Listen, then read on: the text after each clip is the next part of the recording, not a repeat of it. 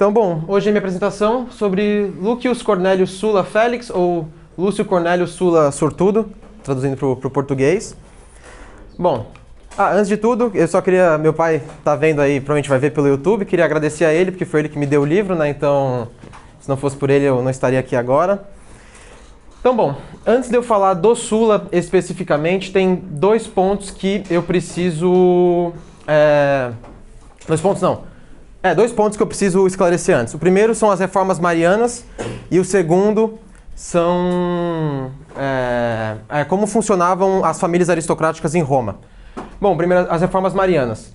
O exército romano republicano, a princípio, ele funcionava num sistema de milícia. O que é isso? Não era um exército profissional. Você era um cidadão romano com um determinado número de posse e quando Roma precisava de você, você era convocado e era seu dever, era esperado que você lutaria pela cidade, assim como, por exemplo, um hoplita grego era. Isso tinha os seus benefícios e os seus malefícios. Os benefícios é que, pessoalmente, o soldado podia enriquecer muito. O malefício era que, em tempos de guerra, Roma ficava numa escassez de mão de obra gigantesca. Então, vendo isso, Gaius Marius, que a gente vai falar muito dele aqui, ele teve uma ideia, que foi, por que a gente não profissionaliza o nosso exército? O legionário romano vai deixar de ser um cidadão comum e vai virar um soldado profissional agora. Então, antes, o exército romano também era separado em três linhas, era um exército manipular que chama. Você tinha os hastati na frente, que eram a carne nova, a gorizada, que estava integrando no exército. Por eles serem menos experientes e menos valiosos no campo de batalha, você colocava ele primeiro, porque se ele morresse não ia fazer tanta diferença, e ele era obrigado a pegar, ia ficar bom na marra, né? Porque senão ele ia morrer. Depois vinham os princeps, que era a segunda linha, o pessoal com alguma experiência, e por último os triari, que eram os mega veteranos, que raramente eles eram acionados no campo de batalha, era a última reserva disso mesmo, a última chance que eles tinham. Isso era ruim porque a juventude morria muito, né? Basicamente, você tinha um monte de molecada que morria à toa. Então, o Gaius Marius ele criou o legionário padrão. Todos os legionários são iguais a partir de agora. Independente se você está há 30 anos no exército, se é a sua primeira batalha, vocês vão estar todos lutando lado a lado. Também, eles trocaram pelo sistema de manípula para o sistema de legião, ou de centúria mesmo, que é esse sistema clássico que a gente conhece. 80 soldados por unidade, com um centurião que manda em todo mundo, e tantas centúrias formavam uma legião, enfim. Depois, a questão das famílias aristocráticas. Em Roma, as famílias aristocráticas elas datavam a sua linhagem desde a fundação da cidade. Então, em Roma, sangue era poder, e junto com o poder vinha o dinheiro. As famílias elas se odiavam e se amavam ao mesmo tempo, é quase um negócio de facção, assim, donos de morro. Os donos de morro, cada um quer ter mais poder que o outro e vão se matar discretamente, mas eles vão cooperar eventualmente quando precisar. Eu já vi o pessoal fazendo... Eu falei do dono de morro porque o pessoal que faz analogia na internet fala com as máfias italianas, dos Estados Unidos, enfim. Então, pra gente não ser americanista, a gente traduz para o nosso contexto, né, para as facções aqui do Brasil. Então, bom, é mais ou menos isso. O Sulla, ele era um aristocrata do gens. Gens é como se fosse a família do gens Cornélia. E cada gens ele era dividido em vários sub-ramos. Então, por exemplo, do gens Cornélia nós temos o sub-ramo dos Scipiones. Os Scipiones são um ramo muito famoso por conta de Scipio africanos e de Scipio amilianos, que são justamente os dois heróis das guerras púnicas para os romanos. Ou seja, dentro do gens Cornélia, depois do gens Juliae, que é o do Júlio César, enfim, eu acho que é o mais famoso e o mais importante. Do gens Cornélia, a gente também tem o gens dos Gracchi, que são justamente do Tibério e do Caio Graco. Mas no gens Cornélia, nós temos o gens do Sulla. E digamos que o Sulla não existisse, eu não estivesse falando dele aqui agora. Alguém aqui conhece algum Sulla, tirando o Sulla? Não, por quê? Porque o gens Sulla era um gens desgraçado, assim, dentro dos Cornélia. O bisavô do Sulla, ele tinha... Não sei se é o bisavô, mas é um parente dele um pouco mais antigo. Ele tinha virado cônsul, tinha conseguido atingir o suprassumo da magistratura romana. Só que ele desviou dinheiro. Não é bem assim que funciona, mas ele desviou dinheiro e ele foi exonerado do cargo. E ele foi exonerado da família dele também. Então, a partir desse momento, o gens do Sulla ficou completamente pobre. Eles ainda tinham o sangue aristocrático, eles ainda tinham aquela linhagem romana antiguíssima, mas eles não tinham a condição material. Então, o pai do Sulla foi um pobretão a vida inteira, nunca conseguiu sair dessa condição. E o Sulla nasceu na miséria também. O pai dele não deixou nenhuma herança para ele nunca conseguiu nada. E o pai dele morreu quando ele era muito jovem também. Então, por exemplo, aqui o Sulla morava num apartamento minúsculo. Ele morava num complexo de apartamentos que tinham em Roma, óbvio que não são esses prédios gigantescos que a gente tem agora, mas era um condomínio e ele dividia apartamento com ex-escravos, por exemplo, escravos libertados. Ele não tinha um tostão no bolso, ele vivia de favor praticamente, porque como ele tinha a linhagem aristocrática, meio que o pessoal ajudava ele, enfim. E, bom, o Sulla não gostava de trabalhar e ele ficou amigo de atores. Ele era um grande amigo dos atores de Roma. Acontece que hoje em dia o ator ele é uma figura de prestígio. O estilo de vida do ator é um estilo de vida cobiçado. A gente pensa no Brad Pitt, no Tom Cruise, na Nicole Kidman e fala, pô, eu queria ser igual a eles. Em Roma, não. Em Roma, os atores eles eram praticamente do mesmo nível das prostitutas. Por quê? Porque o teatro tradicional romano ele era mais ou menos assim. O teatro grego, óbvio, Roma passa por uma helenização, depois a gente tem obras de teatro romanas famosas. Mais diferente do teatro grego, que o nosso amigo João sabe bastante, que era que as pessoas iam para apreciar, para refletir. As obras tinham as comédias que eram menos sérias, mas ainda assim tinham uma mensagem por trás. Tinham as tragédias. O teatro romano, a princípio, o teatro romano tradicional não, era um teatro de escárnio, extremamente pornográfico, que, por exemplo, as pessoas iam ao teatro, só que ninguém respeitava o ator. Da mesma forma que as pessoas iam no prostíbulo, mas ninguém respeitava a prostituta.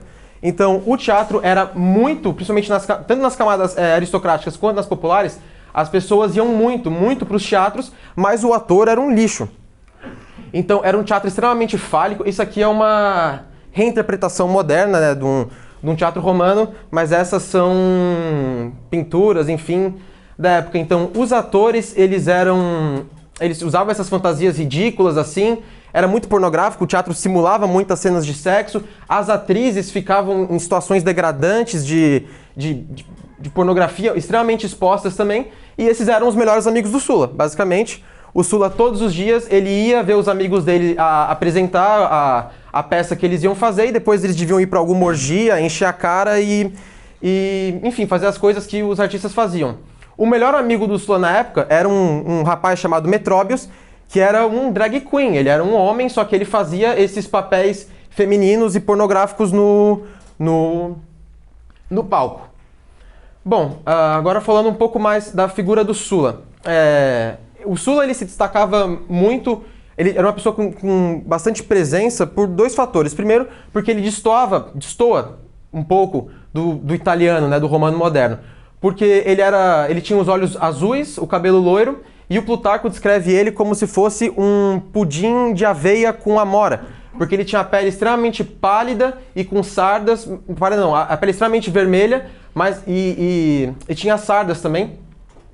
E ele era extremamente carismático, simpático, as pessoas amavam conversar com ele. Ele era muito divertido, mas ao mesmo tempo ele era muito frio. Ele conseguia as coisas que ele queria, ou ele te convencia, ele virava teu amigo, ou ele te dava medo. E foi com essa simpatia que o Sulla caiu nas graças da Nicópolis. A Nicópolis, ela era uma moça, uma mulher, né, bem mais velha do que ele, que não era casada, não tinha filhos, e era extremamente rica, e ela se apaixona perdidamente pelo Sulla. O pessoal, na época, falava que ele era cínico e estava se aproveitando dela, porque ele não gostava dela, enfim, estava usando ela só para conseguir recuperar o dinheiro que a família dele perdeu. Mas a gente não sabe se ele realmente gostava dela, se ela era, às vezes, uma diversão, porque, bom, se a pessoa tem dinheiro, ela consegue dar festa, e se ela consegue dar festa, eu consigo chapar o coco. Então, às vezes o Sulla pensava assim, ou às vezes ele realmente se apaixonou pela Nicópolis, a gente não sabe. Mas acontece que ela morre, eles ficam alguns anos e ela morre, e ela dá todo o dinheiro que ela tinha, toda a fortuna que ela tinha pro Sulla. Como ela não tinha filhos, enfim, do dia pra noite, literalmente, o nosso querido Sulla, um jovem rapaz, sai da pobreza extrema para uma situação financeira invejável até mesmo entre a aristocracia romana. E, bom, como eu falei no início ali, os romanos, as famílias aristocráticas meio que se odiavam, eles eram muito invejosos entre si. E em Roma, diferente do que a gente tem hoje em dia, que a pessoa admirável é aquela que começa pobre e ganha muito dinheiro em vida. Pô, o cara trabalhou. Em Roma não, se você não fosse herdeiro, você era uma pessoa ruim. Porque na cabeça deles, a pessoa que faz dinheiro rápido da pobreza, ela tem que ser um mentiroso, um cínico, um frio, um assassino. Então o Sulla, ele era muito mal falado, por quê? Porque ele não herdou a herança dele. No caso, ele herdou, né? Mas digo, ele já não veio desse berço de ouro. Ele adquiriu conforme a vida dele passou. E eles começaram a chamar ele de Sulla Félix, que é Sulla o Sortudo, pra sacanear com ele, pra ele ficar triste. E ele era muito religioso, bizarramente, parece que não, né? O cara era um fanfarrão, mas ele era muito religioso, e ele percebeu, bom, se eu sou o sortudo, eu devo ser o dileto da deusa Fortuna. Então, a deusa Fortuna virou a deusa matrona dele pro resto da vida, ele prestava oferendas, ele era um devoto pio da deusa Fortuna. Bom, agora que o Sulla já tinha o sangue aristocrático que era necessário para começar a sua carreira na magistratura e a condição material, ele entra pro exército romano, porque Roma na época estava em guerra com a Numídia. E ele já entra como questor, que é como se fosse o cobrador de impostos, que é a mais baixa camada da magistratura romana, então ele estava realmente começando, aqui agora com 30 anos. E o cônsul, na época dessa guerra, era esse cara aqui, o Gaius Marius, que eu falei mais cedo, que fez as reformas marianas, enfim. Ele entra como subordinado do Gaius Marius. Como ele é um aristocrata, ele não entra como um legionário comum, né? Ele já tem um certo prestígio dentro do exército, só porque ele tem o sangue, então ele já entra, mesmo sem experiência militar nenhuma, com 30 anos, enfim, ele já entra como um subordinado do general. Bom, Roma estava há 7 anos em guerra com a Numídia. Esse mapa aqui em específico é das Guerras Púnicas. Mas foi o único mapa que eu consegui encontrar, então esse pedacinho aqui de Cartago que está em cinza, finjam que ele está pintado de vermelho e está integrando aqui a República Romana. Bom, esse reino aqui, a Numídia, estava em guerra contra Roma, o rei Jugurta. E Roma estava vencendo a guerra, com certeza, sem dificuldade. A Numídia era um reino periférico aqui do Mediterrâneo, então é óbvio que a Grande República Romana não ia ter dificuldade para vencer dos numídios. Acontece que os numídios eles são um povo nômade aqui do Maghreb. Então mesmo Roma vencendo a guerra, sem dificuldades de vencer os numídios, eles não conseguiam dar uma vitória decisiva, não conseguiam pegar o rei, porque os numídios começavam a perder a batalha, eles só pegavam os cavalos deles e fugiam. A cavalaria numídia era muito respeitada. Depois que Numídia é conquistada por Roma, eles integram os numídios no exército romano, como cavalaria. Os romanos nunca foram muito bons com cavalos.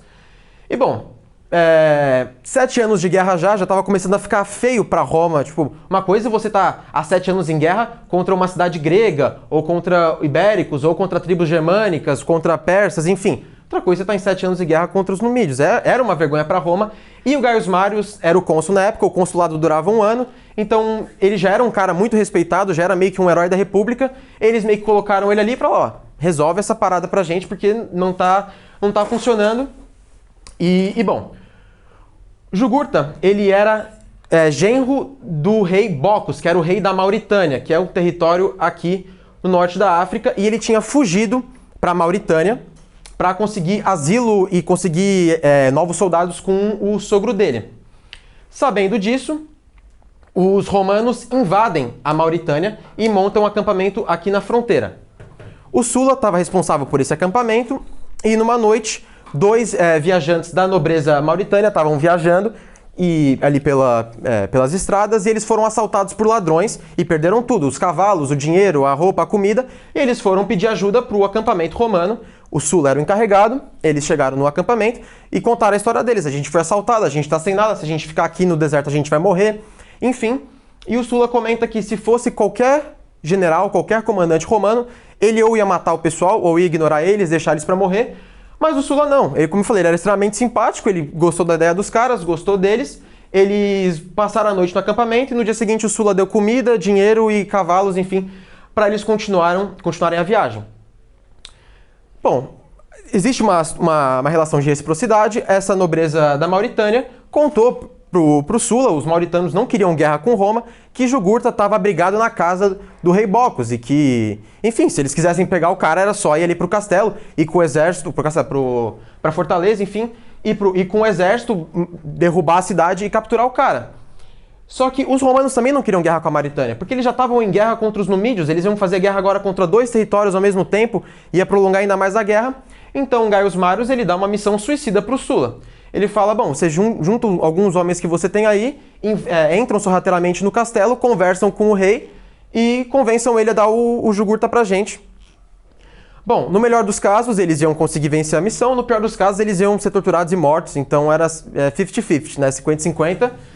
E o Sula, muito clemente na deusa Fortuna, ele fala, pô, eu vou, não vai acontecer nada.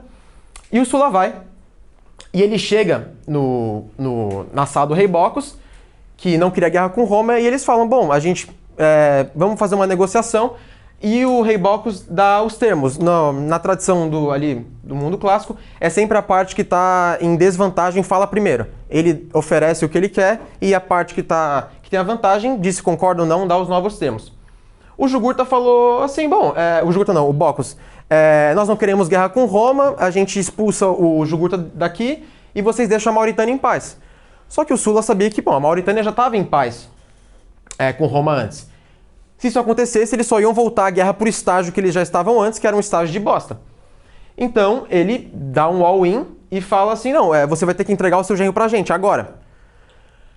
Ele põe o Bocos numa situação muito delicada, porque ou ele salva o povo dele e entrega o genro traindo a linhagem, ficando marcado para sempre como um traidor, ou ele entrega o povo dele, mas salva a imagem dele. E o Bocos fica pensando muito nisso, e no final ele acaba decidindo, não, eu vou entregar o Jugurta para vocês, eu não quero guerra. Ele trai o sogro dele, o genro dele, e entrega para os romanos. Então aqui acaba a guerra.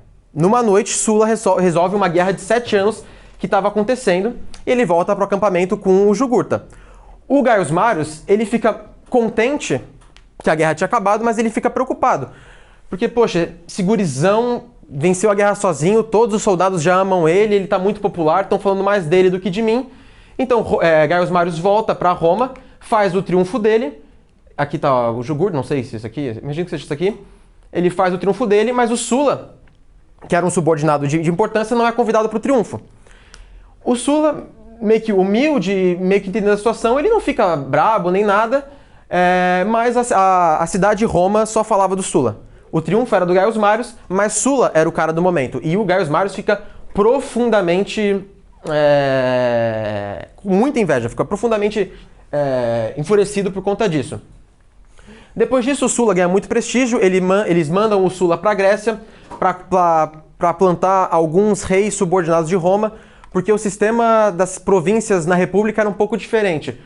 As províncias ainda tinham autogestão, mas elas eram subordinadas do Senado ainda. E ele também vai ali para o Levante. O primeiro encontro dos romanos com os partas eram um império, o que seria um império persa, um império irânico, é feito pelo Sula, e o Sula domina a situação. Os emissários partas que falaram com o Sula quando voltam para a capital parta, não sei se é Persépolis, Babilônia, agora não vou saber dizer, eles são todos mortos, porque como que vocês vão colocar o grande império parta que manda no Oriente vai ser subordinado nem por um senador, nem por um cônsul, por um cara romano. Enfim, a partir desse momento os partas e os romanos vão passar a se odiar também até o fim do Império Parta. Bom, a guerra social. Roma ficou muito tempo em guerra e deixou a região da Itália meio renegada. E os italianos, as cidades italianas, começaram a querer reivindicar a cidadania romana deles, porque, bom, essas cidades italianas elas já estavam dentro da República há séculos. Eles já tinham derramado sangue para os romanos há séculos, nas guerras púnicas, nas guerras pírricas, nas invasões celtas. Os italianos lutaram e morreram lado a lado pelos romanos em todas essas situações, e os romanos, na cabeça deles, nunca deram o reconhecimento que eles mereciam.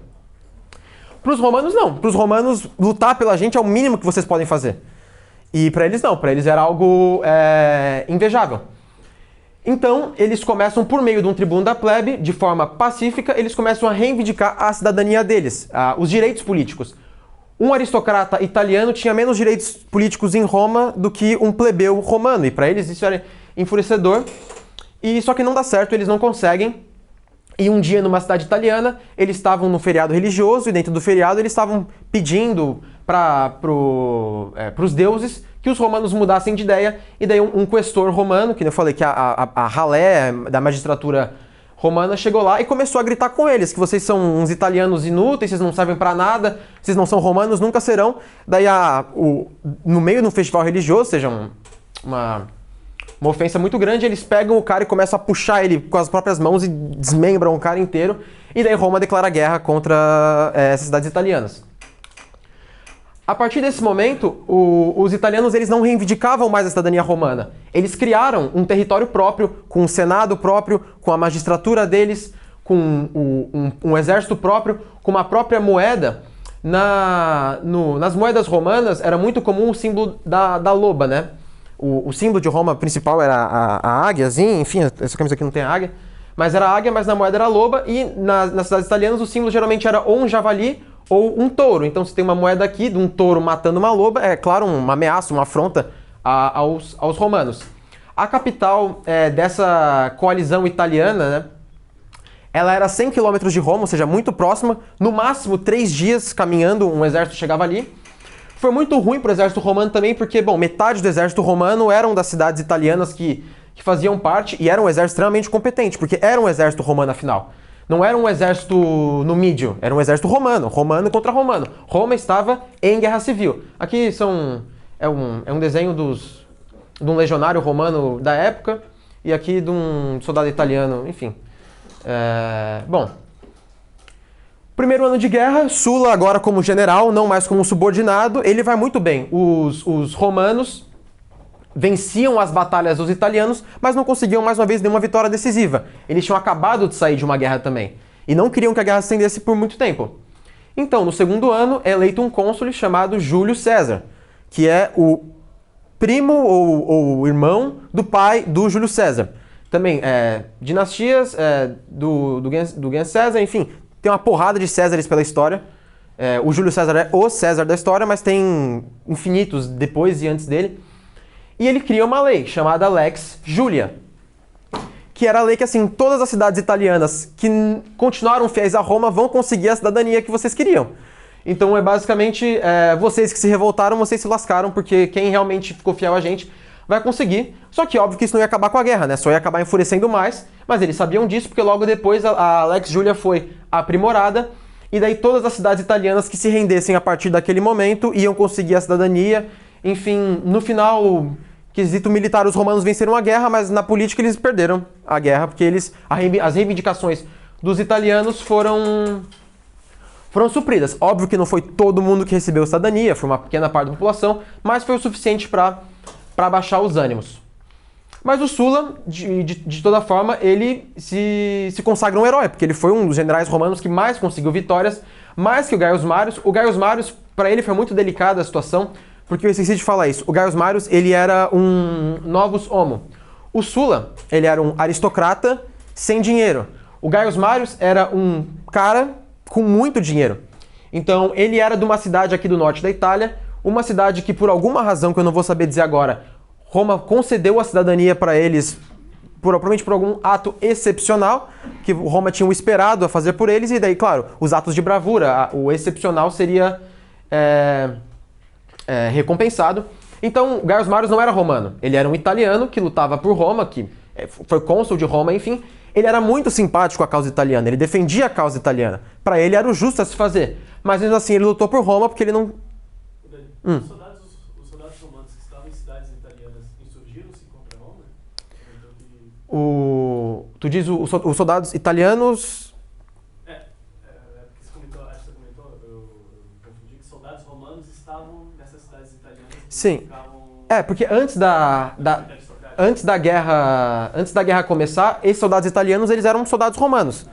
Eles só não eram formalmente romanos no quesito político, mas lutavam por Roma, estavam totalmente integrados com a dinâmica romana, com o comércio, eram totalmente romanizados, falavam todos latim. Enfim, só era realmente a questão política. Eles eram romanos em tudo, menos nos direitos políticos. E essas eram as reivindicações deles. Então, também, vocês podem ver que não ficou só a cidade de Roma contra a Itália inteira. Inclusive, a maior parte da Itália continuou fiel a Roma, né? Mas os soldados romanos, no caso, italianos também, que porventura fossem desses locais, eu imagino que eles se insurgiram contra Roma. Enfim, o Gaius Marius, ele não era um romano de sangue, mas ele era um romano em tudo. basicamente. Mas isso também, da mesma forma como o Sulla, que era um aristocrata sem dinheiro antes, era mal falado, o Gaius Marius também. Ele era um novus homo, ele era um homem novo. Ele não tinha a descendência dele de uma família romana que fundou a cidade, como a família do Sulla, os Cornélia, ou a família dos Césares. E também, eu acho que é por isso que o Gaius Marius ele foi uma pessoa, vocês vão ver aqui ao longo da apresentação, que é um cara que constantemente tentava se provar. Ele queria estar o tempo inteiro se provando, como se autoafirmando que ele era suficientemente romano para servir Roma. Bom, aqui, logo depois da guerra, em 88, o Sulla ele é eleito cônsul de Roma. Então, ele agora atingiu o ápice da magistratura romana. Ele que, alguns anos atrás, era um Zé Ninguém, agora era cônsul de Roma. O mesmo consulado que desgraçou a família dele por conta do ancestral, agora estava trazendo todo o prestígio que ele tinha perdido. Bom.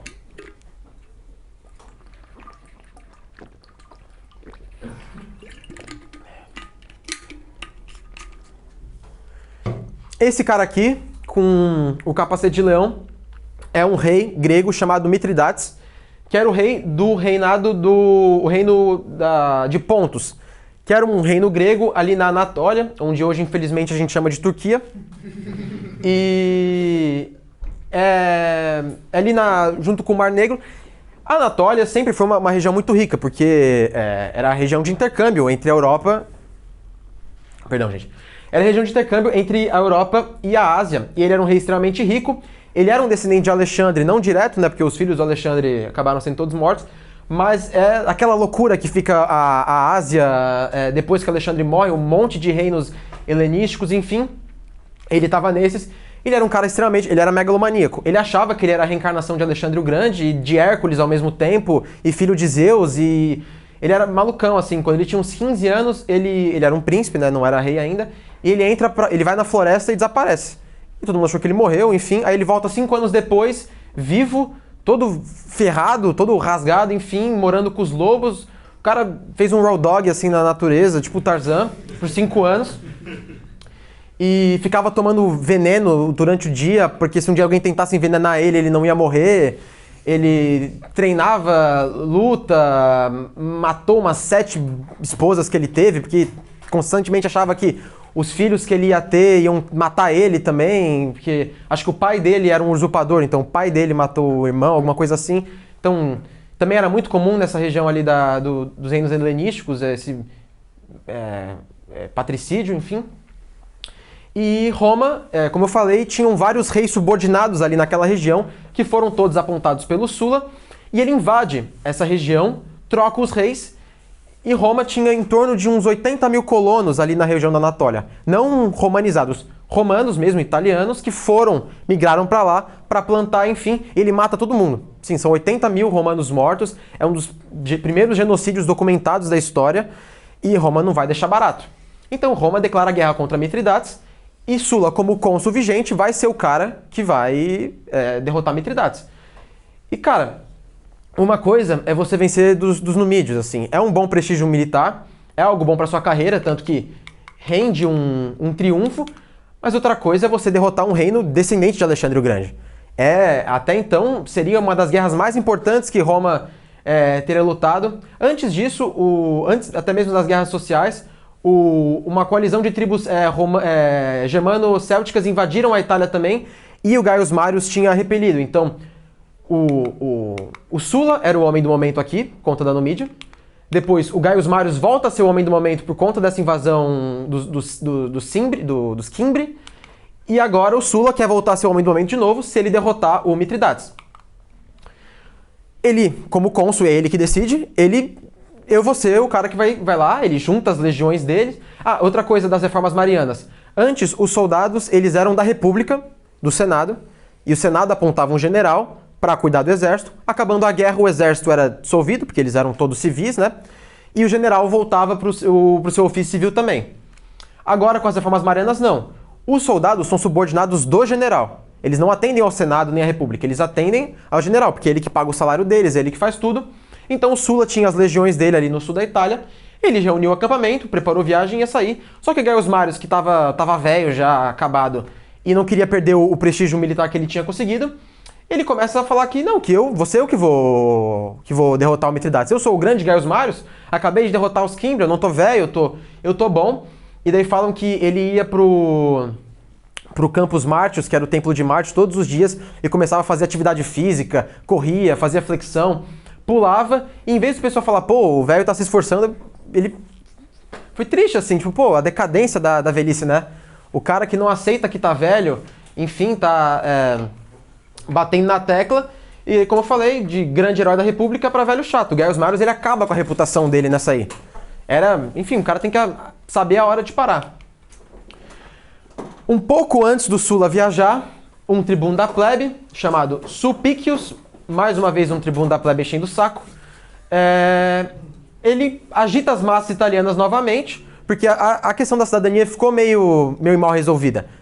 Sim, deram cidadania, mas não foi para todo mundo. O pessoal ainda queria, enquanto, acho que no último ou no penúltimo dia do Sulla em Roma ainda, ele reúne uma multidão, vai até o Senado e falam que eles vão matar o Sulla e o Pompeu, Quintus Pompeius. Isso aqui não é o Pompeu, é outro Pompeu, enfim, que era o outro cônsul, e o Sulla foge. Ele foge do Senado, porque ele ia ser morto, né? Ele foge da multidão, e o único lugar que ele consegue ir é para casa do Gaius Marius, e essa é a última vez que o Sulla e Gaius Marius vão estar no mesmo cômodo. Enfim, a última vez que eles vão se ver.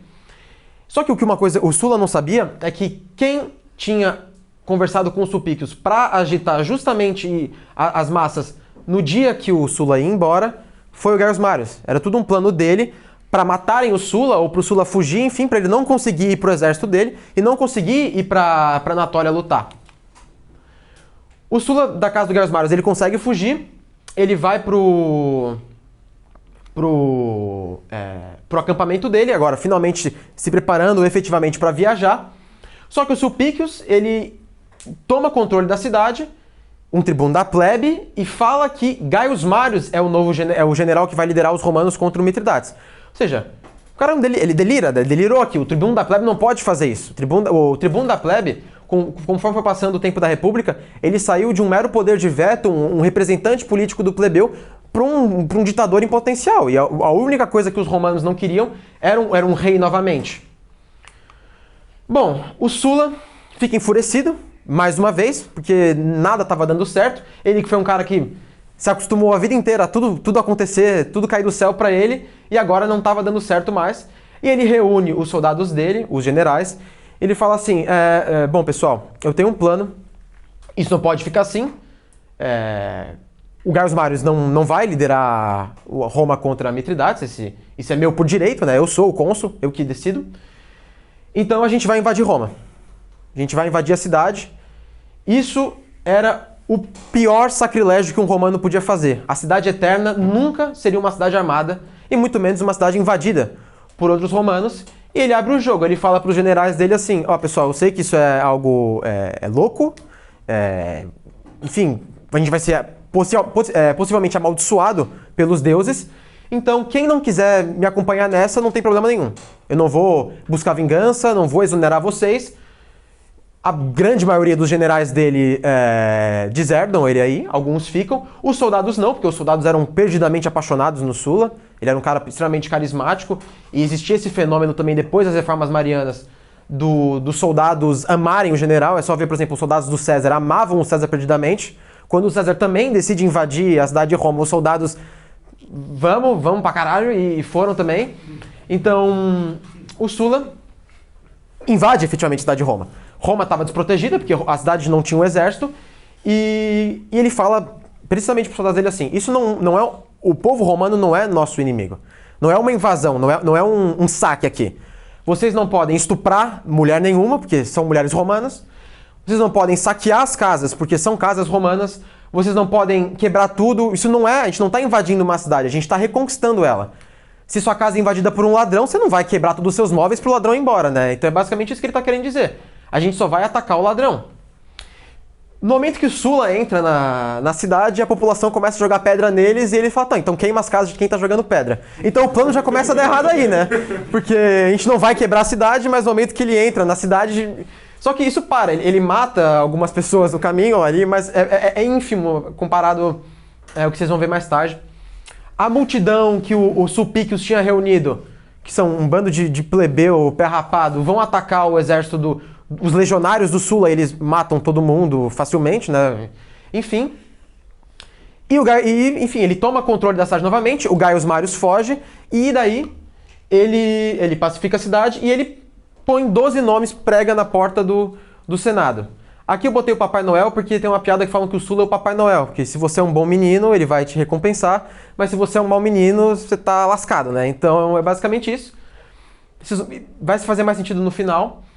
Ele põe 12 nomes nessa lista, o Gaius Marius, óbvio, o filho do Gaius Marius, que também chamava Gaius Marius, e o Sulpicius.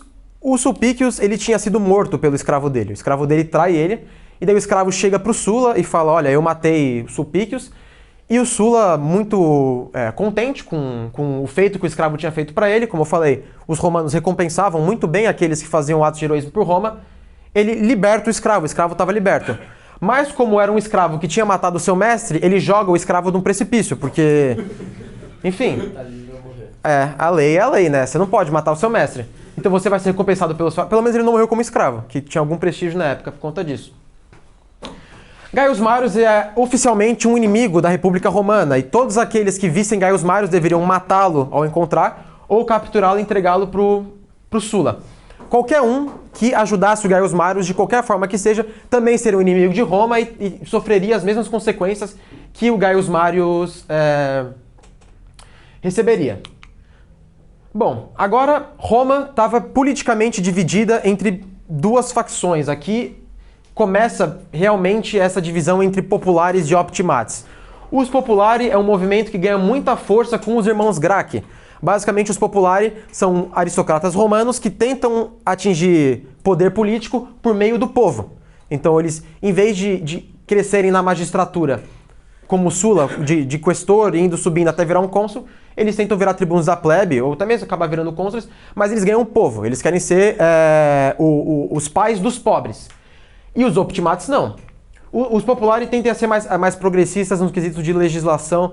Então, por exemplo, a causa italiana era uma causa popular. Eles queriam criar leis que fossem ser benéficas para os não aristocratas. E os optimates não. Eles eram os aristocratas que mantinham o poder político por meio da aristocracia. Eles eram mais conservadores no quesito de legislação, eles não queriam dar concessões. Enfim, o Sulla é claramente um optimate, um dos mais ferrenhos que a gente tem, e o Gaius Marius é um populare ferrenho também.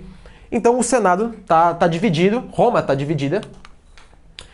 O ano acaba e novas eleições para o consulado são convocadas. Dessa vez, os cônsules são Cinna, que é um populare e amigo do Gaius Marius, e o outro cônsul é o Octavius, um optimate, não amigo do Sulla, mas favorável com a casa do Sulla. Então, não só Roma estava dividida, como o consulado estava dividido. O cônsul, ele tinha um poder de veto. O que o Senado tivesse decidindo, o cônsul podia lá vetar, e o outro cônsul podia vetar o veto do cônsul, e o tribuno da plebe podia vetar os outros vetos também. Então era mais ou menos assim que funcionava. Então se você tem um populare e um optimate, é óbvio que o populare vai vetar tudo que o optimate está fazendo, e o optimate vai vetar tudo que o populare está fazendo, eles vão começar a se odiar e alguém vai morrer. É basicamente assim que funcionava. Bom, agora começa a dar de fazer uma poesia épica sobre esse pedaço da vida do Gaius Marius, esses dias que se passaram por aqui. Porque, bom, o Gaius Marius está fugindo de Roma porque o Sulla quer matar ele. E eles fogem até que eles chegam numa praia, cansados, exaustos, dias fugindo já, sentam na praia e os soldados do Sulla estão chegando atrás deles. E o Gaius Marius senta, começa a refletir e fala, puta, acho que eu vou me entregar, ou vou me matar, vou fazer alguma coisa, porque não tem mais o que fazer, né? It's over. E não restou nada pra ele. Brutal. E tinha uma profecia do Gaius Marius de que quando ele era criança, ele encontrou um ninho de passarinho com 7 ovos. E 7 ovos num ninho deveria ser algo inusitado, porque eles levaram para um sacerdote, e o sacerdote falou assim, cada ovo representa um consulado do Gaius Marius. Aqui, o 6º consulado do Gaius Marius tinha sido esse aqui nas Guerras Numídicas. E assim, no ápice do ápice da carreira de um magistrado, de um político romano, ele seria cônsul 2 vezes na vida dele. Assim, um cara bom, memorável. O Gaius Marius tinha sido cônsul 6 vezes já. Tipo, ele não era um Zé Ninguém. Ele era realmente, até então, o grande herói da República. Por isso que ele odiava tanto o Sulla dele. Porque se o Sulla não existisse, e digamos que também o César e o Augusto não existissem, o Gaius Marius seria o romano mais memorável da história. Não foi, graças a Deus. E essa questão da profecia sempre foi algo que ele levou muito, muito forte na vida dele. Os romanos eram extremamente supersticiosos, né? O Sulla acreditava só porque ele era sortudo, que ele podia fazer tudo o que ele quisesse, que ia dar certo. E o Gaius Marius também. Eu não vou morrer agora porque falta um consulado ainda para eu concluir a profecia. Então ele vê uns navios na praia e ele começou a nadar em direção aos navios, ele começa a se afogar. E daí o pessoal vai lá e salva ele. Eles pegam um velho cansado, assim, põe no deck, ficam meio espantados, não é algo que você vê todo dia. Um homem claramente rico, destruído e quase morrendo. E daí os soldados do Sulla chegam na praia e começam a falar: esse é Gaius Marius, entreguem-o a nós, que ele é o inimigo de Roma. Caso não entregue, vocês também são inimigos de Roma.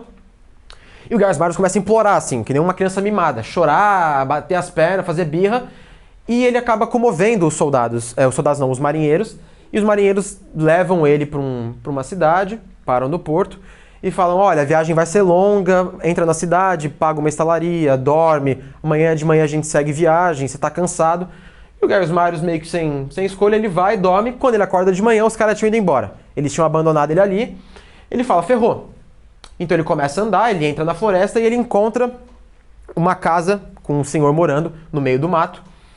E ele chega pro senhor e fala: eu sou Gaius Marius, eu sou um herói da República, piriri pororó, nananana. E o senhor meio que fala: não ligo pra quem tu é, eu vou te oferecer hospedagem, porque tinha essa tradição no mundo antigo de você receber as pessoas na sua casa, ainda mais um cara quase morrendo, assim, seria um sacrilégio também deixar esse cara morrer. E bom, o Sulla fica escondido na casa do cara, e os soldados... o Gaius Marius fica escondido na casa do cara, e os soldados do Sulla chegam na casa do velhinho e começam a interrogar ele. O velhinho, não acostumado com o interrogatório de legionários romanos, ele começa a pisar na bola, começa a deixar escapar, e o pessoal percebe: bom, o Gaius Marius está aqui, e eles provavelmente iam torturar o velhinho até ele entregar o Gaius Marius, porque até então o velhinho também era um inimigo da República, porque ele estava abrigando o Gaius Marius. O Gaius Marius retribuindo o favor que o velhinho fez pra ele de... Eu tenho uma cuspida monstra agora, foi mal o pessoal que tá aí na frente. O velhinho retribuindo o favor do Gaius Marius, ele se revela e pula num rio. Pros soldados do Sulla pararem de atormentar o velhinho. Na hora que ele pula no rio, ele perde as roupas, ele fica pelado, a corrente começa a levar ele quase morre afogado de novo. E os soldados pegam ele e levam ele pra cidade mais próxima pra depois, no dia seguinte, seguir viagem. Bom, o Gaius Marius ele fica numa casa ali, só esperando a morte chegar. E durante a noite, o pessoal da cidade local, eles pagam. Eles, na verdade, dão a chance para um escravo químbrio, que era aquele povo germânico e céltico que o Gaius Marius tinha derrotado. Então, provavelmente, aquele cara só era escravo por conta do Gaius Marius. E, provavelmente, ele queria vingança. E, boa, a chance de uma vida, assim, da vingança dele estava ali nas mãos dele. O escravo vai lá, então, entra na casa, prestes a matar o Gaius Marius. Ele encontra o Gaius Marius, assim, sentado, olhando pra frente. E o escravo se espanta, né? Achou que ele ia estar dormindo, enfim. E o Gaius Marius fala: você não tem coragem de matar Gaius Marius. Aí o soldado ele peida na farofa, assim, sai correndo, chorando, desesperado: eu não consigo matar Gaius Marius, eu não consigo matar Gaius Marius. E o Gaius Marius pega a chance e foge de novo. Não tinha ninguém olhando o local pelo visto. Ele foge, vai para um porto, consegue um navio e vai para Numídia, para a mesma terra que ele ajudou a destruir alguns anos atrás. Então a vida estava cobrando ele, assim, né? Primeiro, tiveram muitas pessoas que puderam se vingar do Gaius Marius, mas ninguém acabou se vingando. Na Numídia ele encontra o filho dele e ele reúne um exército na Numídia e vai para Roma. Para Roma não, para Itália. Bom, Otávios, né, o outro cônsul junto com Sina, estava na cidade de Roma. Sina juntou um exército aqui no sul da Itália. Gaius Marius juntou um exército na Numídia, foi para o norte da Itália, aqui para Etrúria, e conseguiu mais 6.000 etruscos. E eles fazem um cerco em Roma, e daí, pela segunda vez, um romano invade Roma. Só que o Sulla, como aristocrata, ele era um homem extremamente educado, então ele não fez uma baixaria na cidade. O Gaius Marius não, ele não tinha educação nenhuma, eles entraram e começaram a matar todo mundo, começaram a queimar tudo, começaram a saquear, fizeram um expurgo na cidade. E o Otávio também, um grande aristocrata, ele não fugiu, que nem o Sulla, que nem o Gaius Marius e o filho dele. Ele fica no Senado e, enfim, eles matam ele ali mesmo, eles arrancam a cabeça dele. E todos, com qualquer associação com o Sulla, foram mortos. Ou seja, eles fazem um expurgo político. Todos os optimates quase são mortos, a não ser os que fugiram. Bom,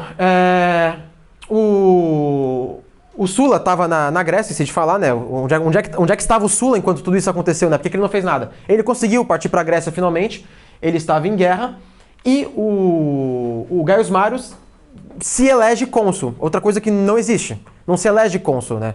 Se autoelege, você é eleito pelo Senado, enfim. E agora Gaius Marius cumpriu a profecia dele, é o 7º consulado dele. O Sulla, na Grécia, ele chega a notícia do que eles fizeram, né? Bom, os populares traíram a república, mataram todo mundo, mataram o Octavius, e o Sulla falou, então eu vou voltar. E o Gaius Marius fica completamente louco sabendo que o Sulla vai voltar, porque quando o Sulla chegar, ele vai matar ele. Então, o Gaius Marius, ele passa 17 dias no seu 7º consulado, consumido pela loucura. Ele bebe o dia inteiro, porque ele não consegue dormir. Ele tem alucinações com o Sulla, do Sulla chegando e matando ele. Ele não fala mais, ele só murmura o nome do Sulla. E ele morre pensando no Sulla. O Sulla, que nem eu falei, ele era um cara muito simpático, mas ele era muito medonho ao mesmo tempo. Então só o mero pensamento meramente pensar no Sulla matou o grande Gaius Marius. Não foi nem preciso o Sulla em pessoa. Só a imagem dele para matar esse grande herói da República. Bom, mas na Grécia, o que o Sulla estava fazendo esse tempo inteiro então, né? Porque a Itália estava pegando fogo já. Roma tinha sido invadida pela 2ª vez, agora numa invasão ilegítima, né? Porque, claro, que a gente tem que deixar bem claro que a invasão do Sulla foi legítima e a do Gaius Marius é ilegítima. Porque eu que estou contando a história, eu que determino. Então... Deixa eu fazer uma pergunta sobre isso, Daniel. Durante a exposição até agora... Obrigado, Fofinho. Mas eu estou sentindo falta dessa questão de você comentar, assim, na sua opinião, a legalidade dos atos do Sulla. Porque quando, no momento posterior, Pompeu, o enviado do Sulla, chega na Sicília, o prefecto da Sicília diz assim, não, você não pode invadir a Sicília, aqui eu sou um cidadão romano, meus subordinados são cidadãos romanos. E o Pompeu responde, pare de citar leis para homens com espadas. Sim. Como é que tu analisa esse desenrolar político da situação? É legal o que o Sulla faz ou não? Claro que sim. Porque Roma estava em situação marcial, eles estavam sendo traídos por dentro, né?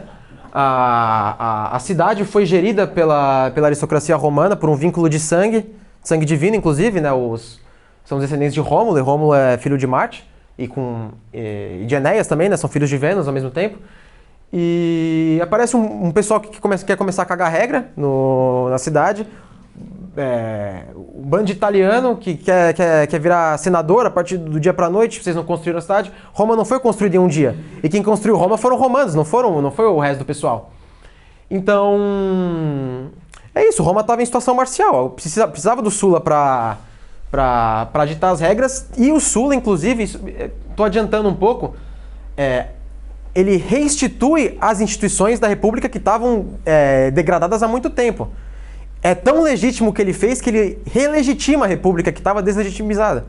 O tribuno da plebe, como eu falei, ele tinha o poder de veto. E do dia para a noite, um tribuno da plebe determina quem vai ser o cônsul que vai invadir a Grécia. Sabe, isso não existe. Então, tava uma farofa gigantesca a política romana e alguém precisava organizar.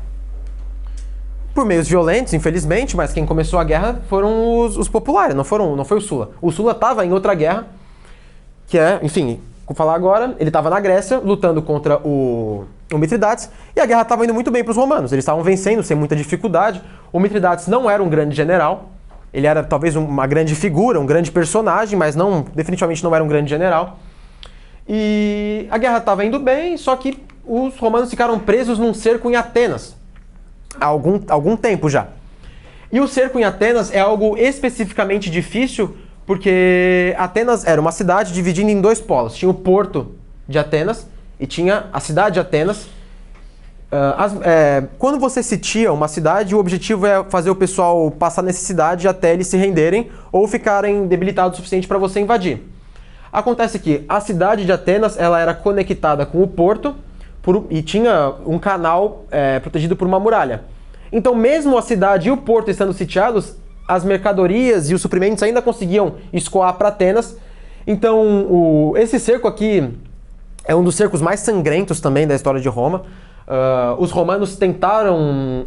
eles perceberam que eles iam ter que acabar invadindo, porque só matar os atenienses de fome não ia dar certo. Então, eles também foram para um all-in e conseguiram neutralizar o porto, mas daí não conseguiam mais neutralizar a cidade. E daí aí a situação começou a ficar feia para os atenienses. Aqui foi horrível, assim, foi uma batalha sangrenta demais. Em qualquer situação isso não valeria a pena. Mas o Sulla precisava voltar para a Itália. Tava crítica, ele tinha que vencer a guerra o mais rápido possível, porque agora ele não era mais o cônsul de Roma e foi declarado pelos populares, pelo Sina e pelo Gaius Marius como o inimigo da República. O Sina e o Gaius Marius mandaram agora um exército oficial para a invasão do Sulla. Se vocês verem, a história do Sulla é muito parecida com a história do César em alguns momentos. O Sulla invade a cidade, César também. As guerras de César na Gália são consideradas ilegítimas pelo Senado, a guerra de Sulla na Grécia também. E daí o Senado manda um general chamado Flaccus com um exército novo. Esse é o exército original. O Sulla deveria entregar suas armas e voltar para a cidade para arcar com as consequências dos seus atos. Acontece que eles iam de barco, claro, né, para a Grécia. E eles iam em 3 levas. A primeira leva de navios naufragou, todo mundo morreu praticamente. A segunda leva de navios foi pega numa tempestade, metade dos navios conseguiram chegar. E a terceira leva de navios desertou, porque o pessoal falou, bom, tem Netuno tá operando junto com o Sulla, né? Sulla é o favorito dos deuses, é por isso que tudo que ele faz é legítimo, porque ele tem aprovação divina. Porque tudo que ele faz dá certo e tudo que os outros fazem dá errado. Então, é um sinal claro. Então o grande exército agora do Senado legítimo, sim, tem 30% do poder que eles eram para ter. O Flaccus, a moral dos soldados estava uma bosta já, porque, digamos que eles iam ali com 50 mil soldados, aí, 15 mil chegam na Grécia, a moral estava uma desgraça. Esse Flaccus era um general extremamente cruel. Os soldados já estavam emputecidos. Aí tem um cara que é babaca, eles mataram o Flaccus e não acontece nada, porque eles estão longe de Roma. Quem assume o controle? Esse cara chamado Fímbria.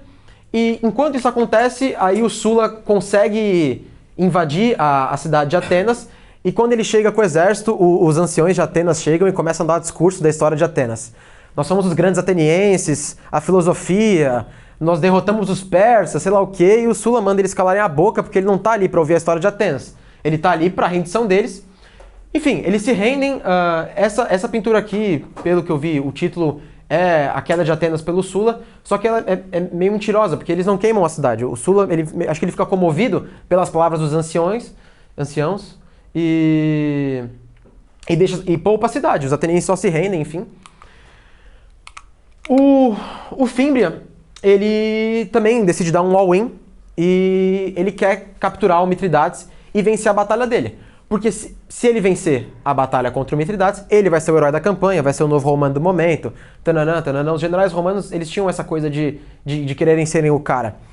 E o Sulla, eles fazem um cerco numa cidade portuária, que é aqui mais ou menos, né? Mas o Sulla e o Mithridates estão na frente.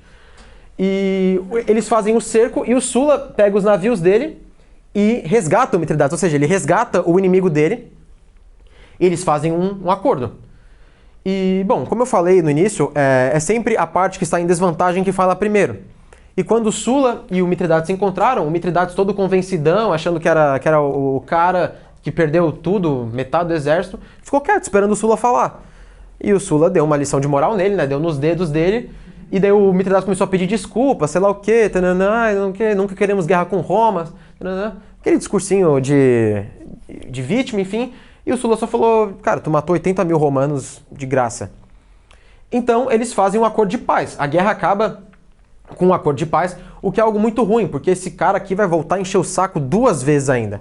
Se não fosse os populares enchendo o saco, o Gaius Marius aqui, enchendo o saco, ai, nós somos legítimos, sei lá o que, a causa italiana, piriri pororó, o Sulla ia derrotar o Mitridates e centenas de milhares de vidas seriam poupadas, porque não teriam 2 guerras depois disso ainda. Mas não é o que acontece. E daí agora, o Sulla volta para a Itália, finalmente. E a guerra civil, declaradamente, não é mais aquela... agora são romanos contra romanos, não é que nem a guerra social, que eram italianos contra romanos, são populares e optimates. E basicamente os populares tomam uma surra gigantesca dos optimates, porque, enfim, os deuses estão do lado certo sempre. E tem uma batalha, cara, que é muito engraçada, é muito boa. Eles fazem um cessar-fogo, um cessar-ferro, né? Por um tempo. E os 2 exércitos, e daí o Sulla fala para os soldados dele irem para o acampamento dos populares para jogar, beber, conversar, sei lá o quê. E os soldados do Sulla, como eu falei, eles amavam o Sulla, perdidamente apaixonados pelo Sulla. Aí eles começaram a se contar as histórias. Não, a gente foi numa batalha e os gregos mandaram bigas contra a gente. A gente começou a aplaudir porque parecia que a gente estava no circo, de tão fácil que foi a batalha, sabe? E começaram a convencer os soldados populares que realmente o Sulla era o cara bom. Pô, a gente foi pra Grécia, eu fiquei rico, olha a quantidade de tesouro que eu trouxe da Grécia. Não, o Sulla é um cara gente boa pra caramba, ele vem aqui pra gente, ele bebe com a gente, ele canta com a gente, ele dança com a gente, ele vai no prostíbulo com a gente, pô, ele é um cara... Pô, o cara cresceu na pobreza, então ele... É engraçado, né? Que ele é o optimate, mais optimate, assim. É um ultra conservador nos padrões romanos, mas ao mesmo tempo, assim, os melhores amigos dele são todos pobres, assim, todos... Ele advoga contra os amigos dele. Mas o pessoal não ligava, porque o Sulla era legal pra caramba. E... Beleza, aí eles voltam pros acampamentos, e no dia seguinte começa a batalha. Quando começa a batalha... Os soldados vão se encontrar e eles começam a se cumprimentar, sei lá o quê. E o exército do outro general popular abandona ele. Ele consegue um exército inteiro. O Sulla consegue, por meio da lábia, um exército novo inteiro. E, enfim, o cara foge. A questão é que os populares, os optimates estão vencendo a guerra sem nenhuma dificuldade. E... o povo também estava do lado do Sulla. Quando o exército do Sulla passava pelas cidades...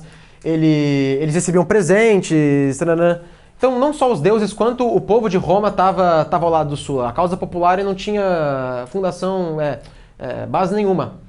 E os populares deserdam, assim, a guerra meio que acaba porque os líderes populares desistem da guerra. Eles fogem, aí vão para Sicília, que nem tu falou, eles vão para Espanha, vão para Anatólia, buscam refúgio ali junto com Mitridates, enfim...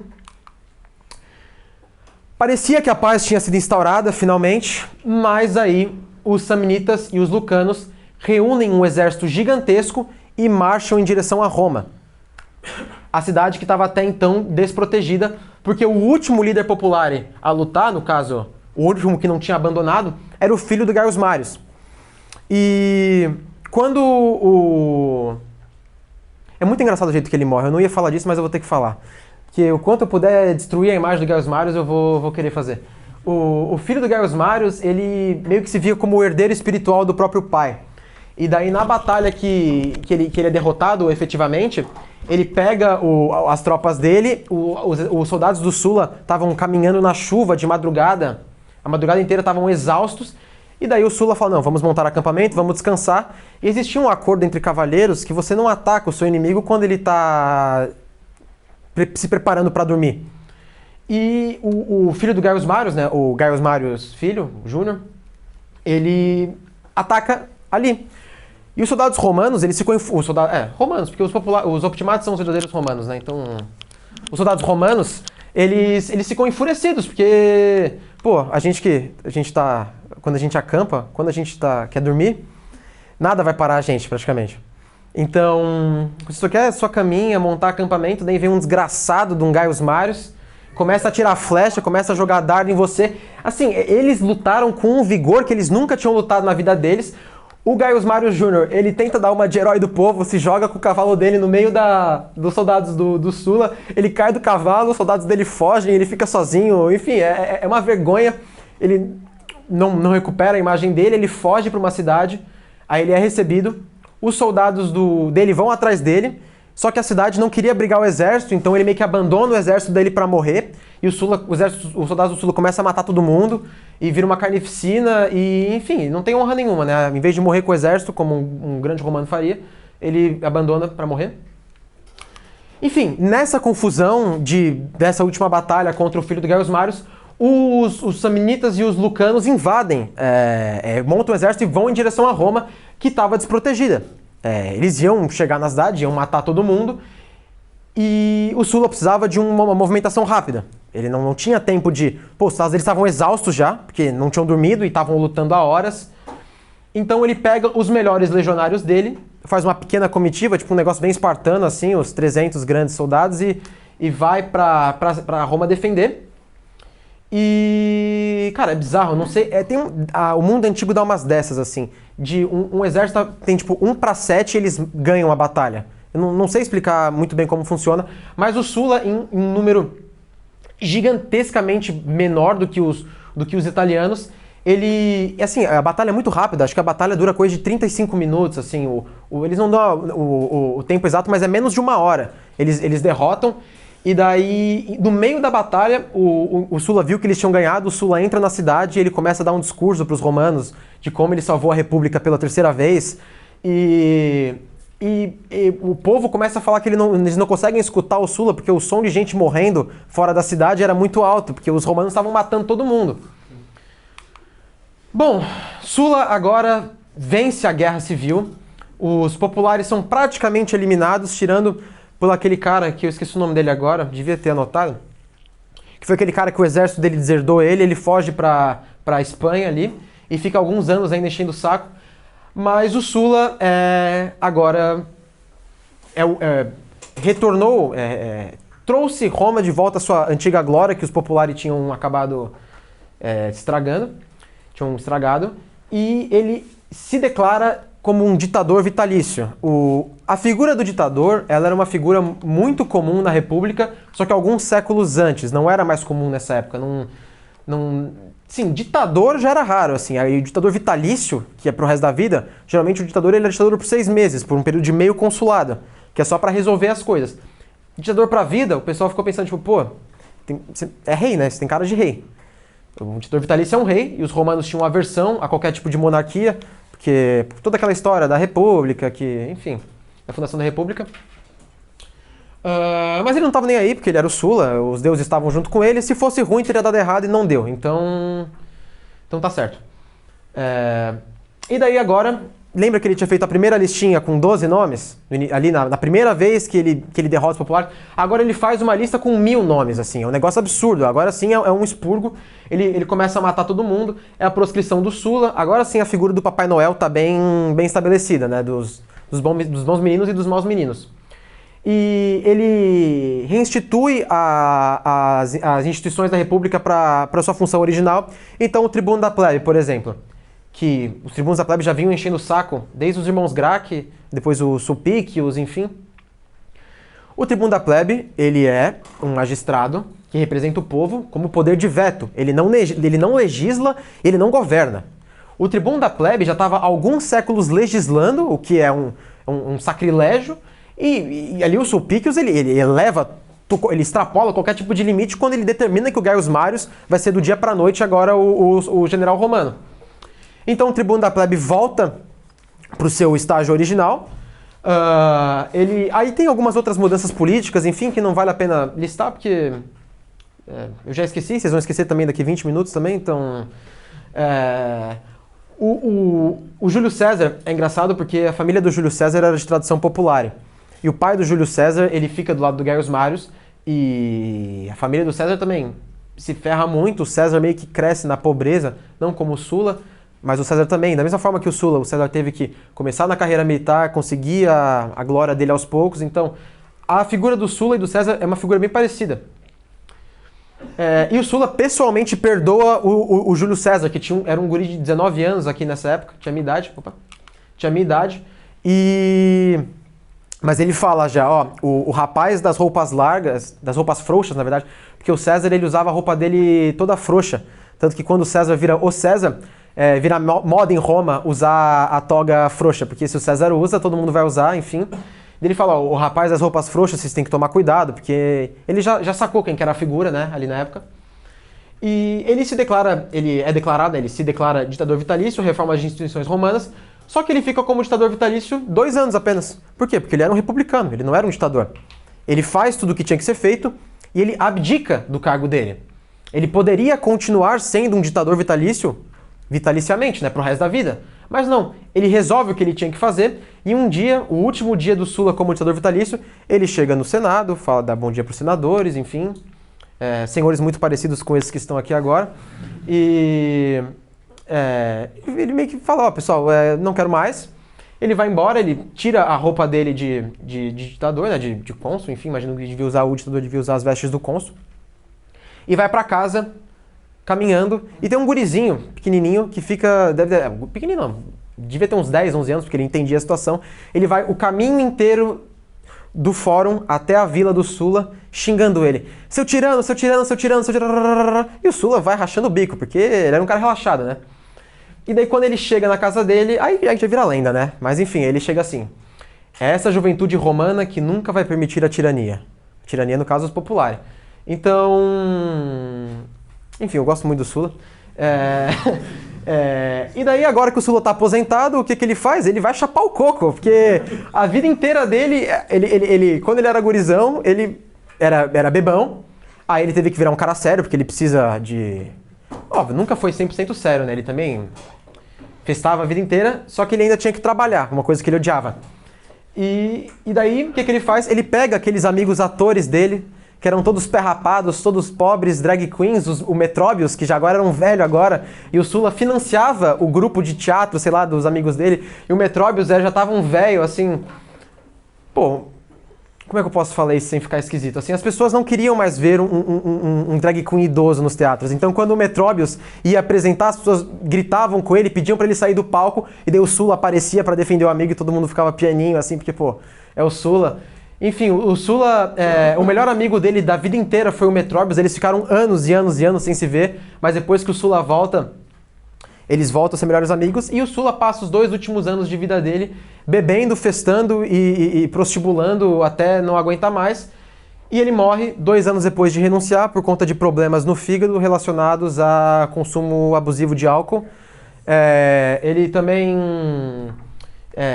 ele tinha uns problemas de pele muito fortes, ele estava com uma úlcera muito grande também, que acabou infeccionando, e ele morreu. E é isso, essa é a vida do Sulla. Essa frase é emblemática dele, que teoricamente são as últimas palavras dele, né? Nenhum amigo que me serviu e nenhum inimigo que me ofendeu deixou de ser por mim pago em plena medida. Enfim, um homem extremamente justo. Pra mim, o Sulla é o maior herói de Roma. Eu adoro, claro, Júlio César, Augusto, enfim. Mas o Sulla é uma figura muito pouco falada. O cara salvou a República 3 vezes. Enfim, eu até me emociono falando dele, porque o cara era bonitão. Pô, é o Giga Chad da antiguidade, cara. É isso, então... Essa é a fonte que eu usei, os relatos do Plutarco aqui, da Penguin Classics. Mais uma vez, obrigado, pai, pelo presente. Chicos!